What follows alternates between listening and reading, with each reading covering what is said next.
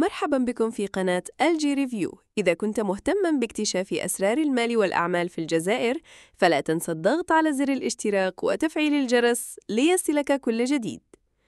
من هم أغنى رجال الأعمال في الجزائر وكيف بدأت رحلتهم؟ في هذا الفيديو سنعرض لكم قائمة حصرية بأغنى 5 رجال أعمال جزائريين مع ثرواتهم وأهم استثماراتهم. المركز الخامس، جلال مهري من ولاية الوادي. رجل ترك بصمة كبيرة في الاقتصاد الجزائري بعد أن جلب علامة بيبسي إلى الجزائر وأسس سلسلة فنادق بالشراكة مع مجموعات عالمية.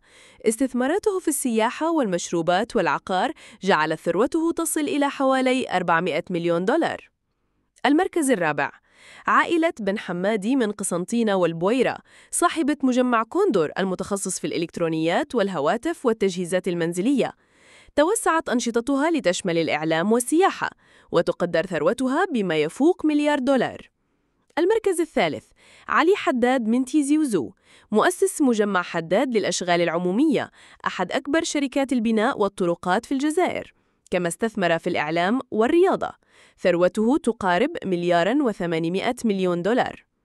المركز الثاني، محي الدين طحقوت من ولاية يارت، اشتهر بمجموعة طحقوت التي برزت في النقل الجامعي وصناعة السيارات، إضافة إلى استثمارات في التعليم والاتصالات. ثروته بلغت حوالي ملياري دولار. المركز الأول، يسعد ربراب من ولاية تيزي وزو، مؤسس مجمع سيفيتال، أضخم مجمع خاص في الجزائر ينشط في الزيوت والسكر والإلكترونيات والتوزيع، وله استثمارات داخل الجزائر وخارجها. تقدر ثروته ب3 مليارات دولار، ويعتبر من أقوى رجال الأعمال في إفريقيا. كان هذا ترتيب أغنى 5 رجال أعمال في الجزائر.